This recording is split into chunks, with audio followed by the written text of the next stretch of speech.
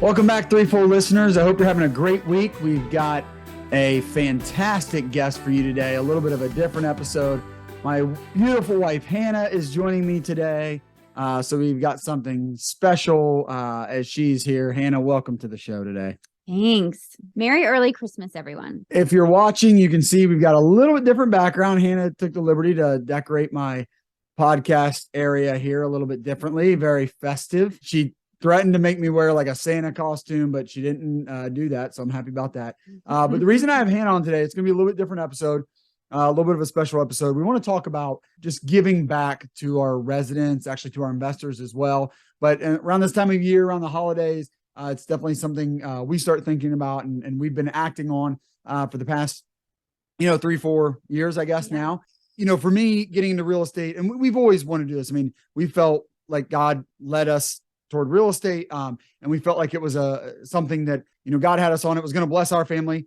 We felt like it was a journey he had on us, but we really always felt like it was a way we were going to be able to bless others, whether it's, financially or providing a good place to live. But we always had that in our hearts. I think it was around the holidays, I guess, too, when we were renovating buildings, that you started really pushing for this idea. Well, hey, let's do that. Let's go ahead and give. Let's bless others. Let's, pass on the blessings that God has given us onto others. And I know for me, it's always been about kind of the numbers and the apartments, and it's an investment. We have investors along with us, but I do want to give back to the residents, and you've been really good about pushing that side of things. So, from the beginning, we've had a heart for that. I don't know where, you want to go with that, but where does that, come from for you?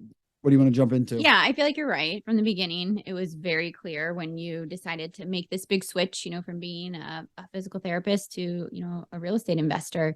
It was very much about the numbers, and there was a lot of numbers talk. And I feel like that's just a very thin line to where you can cross over very quickly into the money becoming more of an idol and just feeling a little more greedy. And I just needed to know that it was more about the numbers and that it was about something greater. Yeah. I think, one thing I think about when you say it is like, you can fall into the trap of trying to build an empire here on earth. Sure. And, as you're building a portfolio, it kind of feels like that. Like, and it's kind of fun. It's kind of a game. It's this thing I really enjoy doing, like trying to build this portfolio, build this empire here on earth. But we want to be kingdom oriented, eternally focused people. So we want to build an empire in heaven. And that's really about loving God and loving people. So this episode is not about us bragging about what we've done, because we really have not done anything spectacular. It's really more because we haven't done anything spectacular, but just to encourage people, hey, we've just done these tiny little things, but it seems to like really mean something to our residents, and it's a way to bless. So it's just to encourage you out there. If you've got rental properties, if you've got other ways, God has put people into your life in other ways. And just maybe around this time of year, you think, hey, that's a good idea. Lee and Hannah are just doing this tiny little thing for the residents. We could do that. Right. So it's just an encouragement. This is not a brag. We don't really have much to brag about. And if we brag, it's going to be bragging about what the Lord has done through us and what he's now doing through us in a tiny little way. So it starts with the why and your reasons for doing it. You've gotten into that a little bit. I think we have kind of our 4 reasons as to why we feel led to give back. So maybe let's jump into those. What's our first reason for really wanting to give back and doing this? Yeah, I think number 1 for us is that God calls us to do it. He, calls us to love him, number 1, and love others. And so because of that, it's a really easy way to do that. Right. And the people that he has, literally put inside of our reach to just serve and hopefully bring him, the glory in the end. If you're a Christ follower, or if you're just, oriented toward helping others, you might think of these big things of like, I should go on a mission trip. I should go do something big. But often it can be a lot simpler that God has put people right in front of you. And for us, once we started buying apartment buildings, it was like, they're right there. These people right there. And not that like the people in our apartments are hurting, but everybody's got a story and everybody's got things going on, and everybody enjoys receiving something and feeling like someone just gave them a little love, through a gift. Yeah. So what's number 2? So number 2 is that it truly keeps us humble.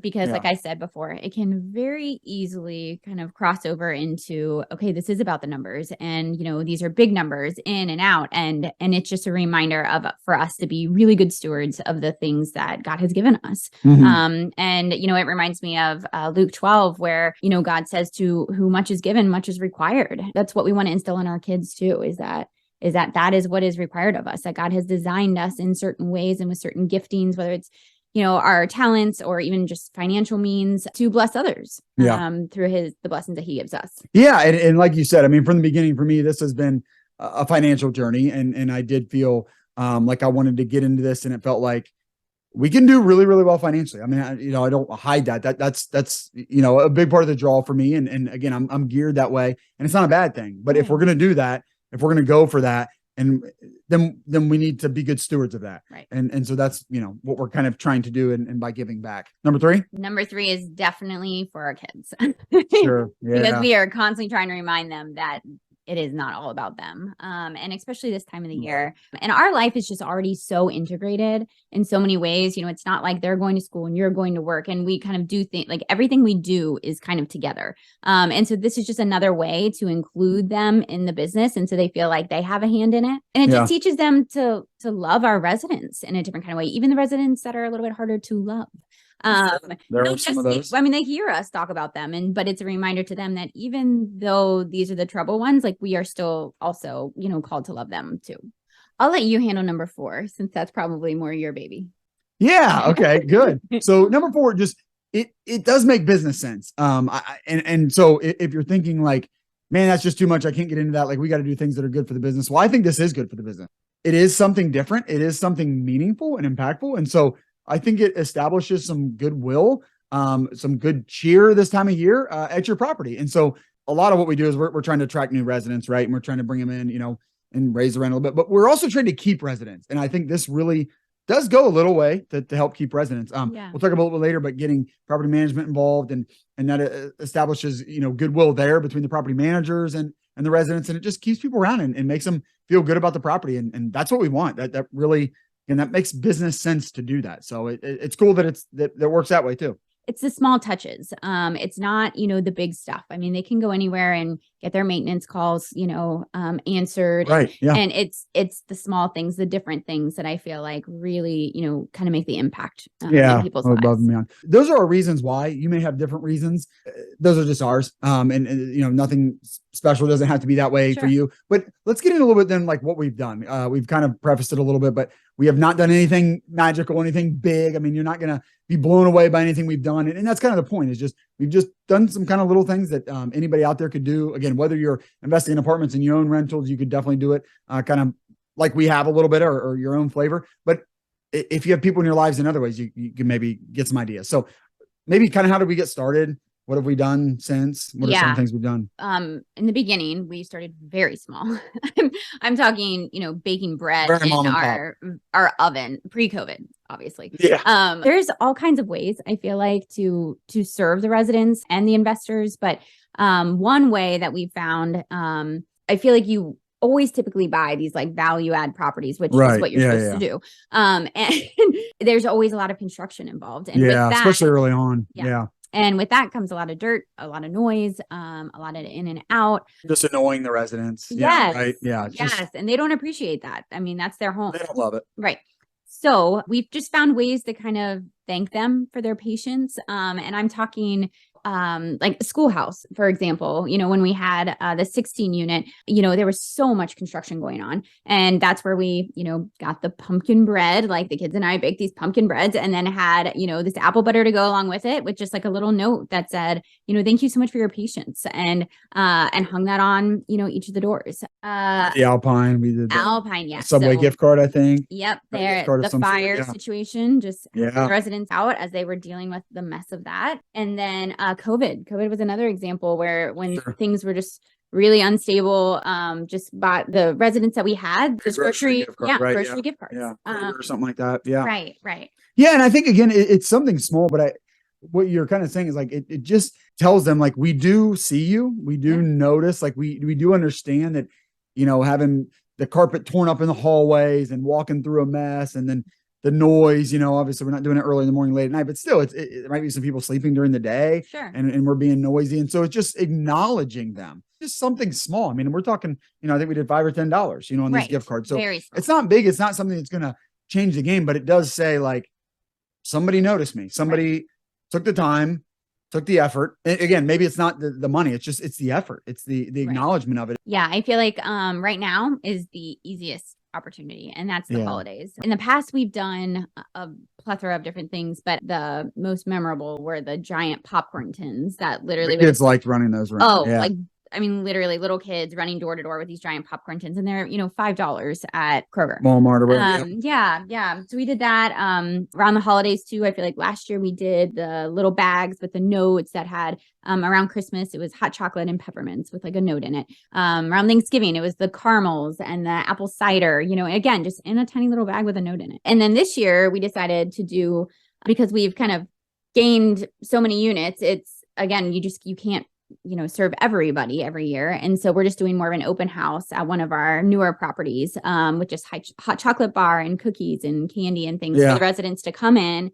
Property management's going to kind of man the table and everything. But yeah, just as a way to say Merry Christmas. Yeah, we're thinking about you. The little bags were great. And I guess we're going to get into this with some of our tips, but there's something small. When the more units you get, it becomes harder. So when we did that, last year, I mean, we what did we say? We did like 130, 140 units that we delivered those to. So we had to make 140 little bags and stuff them and all that. But it was fun because, our business partners, Kevin Waymeyer and his family, we went over their house, and that was just a fun experience, a good time, because, we had 4 kids. Well, they have a huge little kids, table. Huge dining room table, and we're packaging 140. So each, it was like an assembly line of us had a job. And so for us, again, it goes back to what you were saying about the kids and teaching them to be humble. It's like, we're taking this night and we're going to package these for our residents. We're gonna, again, it's more like the time and the effort that goes into it than it is the money for us at this point right now, because that's kind of what we have, more than we have the money and the financial means to do it. But one thing I almost forgot to say is that we also like to give back to our investors. So we've done a little bit of that. The residents are kind of right in front of us. We feel like we're serving them, but our investors are, we're kind of serving them, but they're really more of our partners, and they like to know that we're giving back and kind of be a part of that too. But we like to give back to them, because we are really, around this time of year, we just think of how thankful we are for them. So we've done some things there. I know recently we sent out some gifts to each of our investors, and then and it was like a tumbler, and then we gave them some coffee from a local coffee shop here in Lebanon, Ohio, where we live, and where my business partner Kevin and I, would meet early on and dream about Threefold. And so, and then, you and I have been there a lot and kind of game planning about Threefold. So it made a lot of sense for us to give them coffee from that coffee shop, because investors that we did that for, they're the ones that got us started. So while you and I were there, and while Kevin and I were there getting this business launched, it was the investors that came in and really allowed us to get the business launched. And then on top of that, we had an investor appreciation dinner or event, and invited some of the really early investors, some of the early bigger investors that believed in us and were willing to invest with us really before we had the track record. We have a little bit of a track record now. So it makes more sense, I would say, for people to invest with us, because we have that track record. But the folks that did it early on, a lot of family and friends, but some that weren't, that were newer to us, that just got it to know us after over some time. We're just, obviously so grateful for that, and just kind of blown away by them believing in us and investing with us. So we really wanted to give back kind of in a little bit bigger way. That was really cool. Just fun for us to, some of them we had, not really met before, like face to face. And so now we're sitting down, breaking bread, and really having a great time. We had it for a few hours, right? And just really enjoyed some good time. So that's kind of a different thing. But we would certainly encourage you in that way, especially if you're getting started. You may not have, if we keep growing, we're going to have more and more investors. It's going to be hard to do something intimate like that. And so it was really important for us. Hey, before we get too big, let's go ahead and acknowledge those people that really helped get us started. So if you're in a situation like that, I would highly encourage you to do that. What are some of the tips that we could give, just in our limited experience in the few years that we've been doing this? What are some things that we've discovered that kind of help, to allow you to give back in a good way to the residents? Well, I feel like everyone wants to do this. Everyone truly does want to be kind and love well, but there are, roadblocks, and there are hindrances to you actually making the decision to do it. So things that we've kind of come across, and again, we do not do this perfect at all. But just some things we've kind of learned along the way. One thing that you've mentioned is you just start early. There's never going to be a good time. There's never going to be a good season in real estate to do this. So the earlier you start, again, the smaller you are, and the easier it will be. And then just to get into the habit of doing it too. Right. Well, I've taught you that, because every time you think we're going to get ahead in real estate, I just push more money out there and buy more property. So it's going to be, and it's always going to be that way. Just so you know that. But yeah, so you're never, not to say never. I mean, yeah, maybe you sell a big property and you have a big windfall, and now it's like, okay, we can give back in a big way. Great, do that. But you don't know when that's going to come. So yeah, go ahead and get started. Whatever money you do have that you feel like you can spend on this, go ahead and do it. And then one thing, obviously, this year we are learning is you can just pick one property, just to focus on. And in the past, we've been able to do all of our properties, but this year it's just picking the one and just serving that. And I mean, this property is over 200 residents that we're going to be serving. So that's 200 people that we are just loving well and just kind of letting them know that they are. Yeah, it's 95 units, but 200 people in those 95 units. And then also there's different styles of doing it. You know, we've done the door to door, which is very interesting with little kids. Yeah, can be a lot of fun. They love it. But door to door, but then you can also just do the open house style, where again, our property management, and which that's another tip, is lean on your property management company. For sure. You don't want them to actually have to plan it, because that's on them and that's a hassle, where they love the fact that you are just coming in, you're buying everything and they'll man it, you know, but it is a great reflection on them too, as a property management company. So they love it because it's just serving the residents. The residents are happy. If their residents are happy, they're happy. It just establishes like goodwill and good cheer this time of year. And then also include the kids. I know that can go both ways, and it has for us too. It can definitely make things more difficult. Easier at a certain age, but we've started when they were young. It's tougher, but it's all about the consistency though.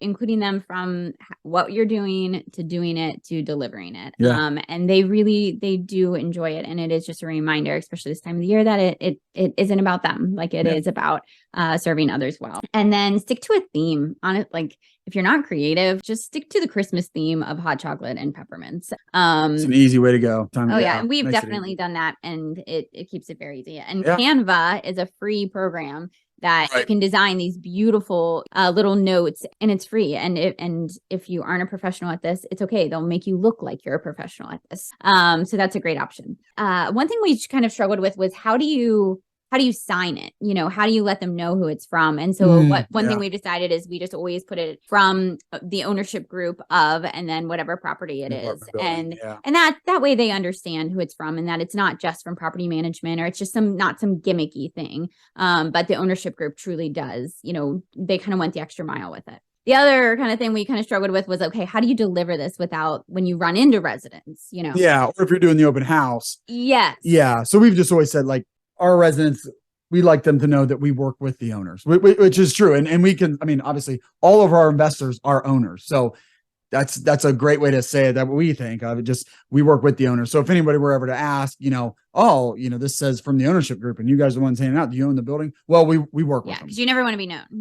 I don't, but so we just work with them. Is that it? That's all the tips you got? That's the tips I've got. The very limited number of experience. Yeah, I think those are good. I mean, again, we hope this is encouraging. It's been really meaningful to us, and it seems like it's been meaningful to our residents. So we felt like it made sense to jump on and do an episode just to encourage you out there. Again, if you're an apartment owner, maybe you can do something similar. Again, because it's not hard to follow in our footsteps. I mean, we're not leaving big footsteps here. It's very small. But even if you don't, if you got another way and you think, oh, maybe I could do that in this area of my life, and this is a great time of year to do that. Yeah. So have a great holidays. Merry Christmas. And hopefully, you know, you can love others well and maybe improve somebody else's Christmas. Hopefully we're doing that a little bit this year. Yeah. Merry Christmas, everyone. Yeah. Have a good one.